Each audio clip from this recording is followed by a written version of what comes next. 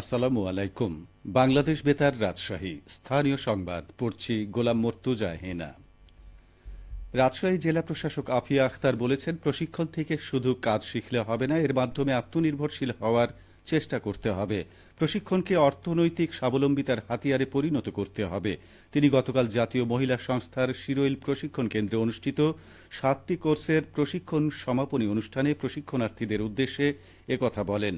জেলা প্রশাসক বলেন, সমাজের অর্ধেক জনগোষ্ঠী যদি পিছিয়ে থাকে তবে সামগ্রিক অর্থনৈতিক উন্নয়ন সম্ভব নয়। তিনি আগামী দিনে এগিয়ে যাওয়ার চ্যালেঞ্জ মোকাবেলা করে নিজেদের প্রতিষ্ঠিত করতে প্রশিক্ষণার্থীদের উৎসাহ প্রদান করেন। এ সময় তিনি প্রশিক্ষণার্থীদের তৈরি বিভিন্ন পণ্য ঘুরে দেখেন এবং তাদের হাতের কাজের প্রশংসা করেন।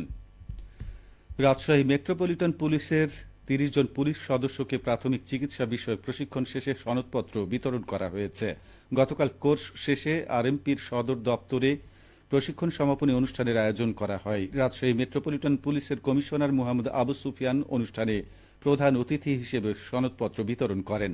আরএমপির ট্রেনিং স্কুলে 3 দিনব্যাপী প্রশিক্ষণটির যৌথ আয়োজন করে international committee of the red cross ও রাজশাহী মেট্রোপলিটন পুলিশ।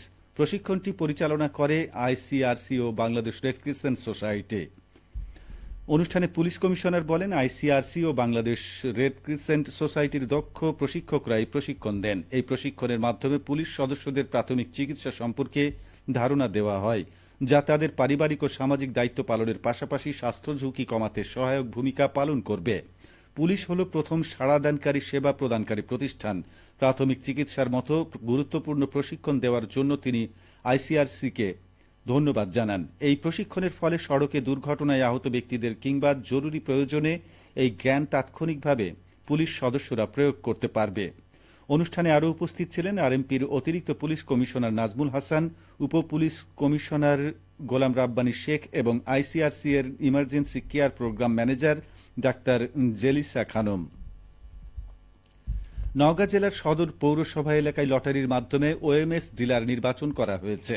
আজ উপজেলা পরিষদ হল রুমে অনুষ্ঠানে প্রধান অতিথি ছিলেন জেলা প্রশাসক মোহাম্মদ আব্দুল আওয়াল। সংশ্লিষ্টরা জানান, পৌর এলাকার 12টি ওয়ার্ডের জন্য 12 জন ওএমএস ডিলার নিয়োগের বিজ্ঞপ্তি প্রকাশ করা হলে মোট 150 জন আগ্রহী প্রার্থী আবেদন করেন। আবেদনগুলো যাচাই বাছাই শেষে 68 জন যোগ্য প্রার্থী নির্বাচন করা হয় এবং চূড়ান্ত প্রার্থী নির্বাচন করতে লটারির আয়োজন করে খাদ্য বিভাগ। অনুষ্ঠানে কর্মকর্তাগণ বলেন, ডিলার নিয়োগে স্বচ্ছতা আনয়নের লটারির আয়োজন করা হয়। সরকারের খাদ্যবান্ধব কর্মসূচির উদ্দেশ্য সঠিকভাবে বাস্তবায়ন করতে তারা সংশ্লিষ্ট কর্মকর্তা সহ সকলকে নির্দেশনা প্রদান করেন। অনুষ্ঠানে অতিরিক্ত জেলা ম্যাজিস্ট্রেট সৈকত ইসলাম, জেলা খাদ্য নিয়ন্ত্রক ফরহাদ খন্দকার, জেলা কৃষি সম্প্রসারণ অধিদপ্তরের উপপরিচালক আবুল কালাম আজাদ, উপজেলা নির্বাহী অফিসার ইবনুল আবেদিন ও অন্যান্যরা উপস্থিত ছিলেন। রাজশাহীতে শুরু হয়েছে আমনের চারা রোপণ মৌসুম। মাঠে মাঠে আমন ধানের চারা রোপণে ব্যস্ত সময় পার করছেন চাষিরা। এবছর আমনের চারা রোপণে চাষিদের বৃষ্টির দিকে তাকিয়ে থাকতে হয়নি, মাস জুড়েই বৃষ্টি হয়েছে। ফলে ধানের চারা রোপণের জন্য সেচ নির্ভর জমি তৈরিতে অপেক্ষা করতে হয়নি তাদের।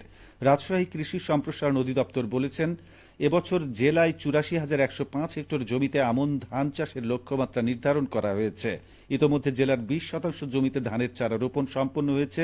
এবছর আষাঢ়ে স্বাভাবিক বৃষ্টিপাতের ফলে চাষিরা সঠিক সময়ে বিনা সেচে চারা রোপণ করতে পারছেন। এতে চাষিদের সেচ খরচ বেঁচে গেছে। এছাড়া জুলাই মাসের শুরুতে আমনের চারা রোপণ শুরু হলেও চলবে 20 আগস্ট পর্যন্ত। রাজশাহীতে অনুষ্ঠিত হয়েছে apex astro olympiad 2025। Bangladesh astronomical অ্যাসোসিয়েশনের আয়োজনে গতকাল রাজশাহী নগরের 14 এলাকায় অবস্থিত নর্থ বেঙ্গল ইন্টারন্যাশনাল ইউনিভার্সিটি ক্যাম্পাসে রাজশাহী বিভাগের বাছাই পর্ব সম্পন্ন হয়। প্রতিযোগিতায় রাজশাহী বিভাগের বিভিন্ন স্কুল ও কলেজ থেকে প্রায় 200 জন শিক্ষার্থী অংশ নেন। এর মধ্যে জুনিয়র গ্রুপ থেকে 30 জন ও সিনিয়র গ্রুপ থেকে 5 জন শিক্ষার্থী চূড়ান্ত বাছাই পর্বে উত্তীর্ণ হয়েছেন। তারা আগামী 26 থেকে 29 জুলাই ঢাকার ইস্ট ওয়েস্ট ইউনিভার্সিটিতে অনুষ্ঠিতব্য জাতীয় পর্যায়ের প্রতিযোগিতায় অংশ নেবেন।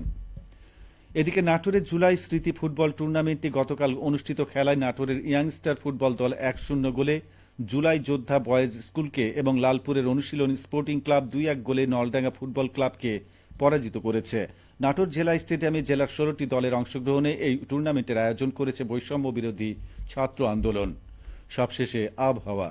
আজ দুপুর 12টায় রাজশাহীতে তাপমাত্রা ছিল 31.6 ডিগ্রি সেলসিয়াস। এ সময় বাতাসে আপেক্ষিক আর্দ্রতার পরিমাণ 79%। রাজশাহী ও পার্শ্ববর্তী এলাকায় আজ সূর্যাস্ত সন্ধে 6টা 56 মিনিটে। সংবাদ শেষ হলো। আমাদের পরবর্তী সংবাদ দুপুর 2টা 5 মিনিটে।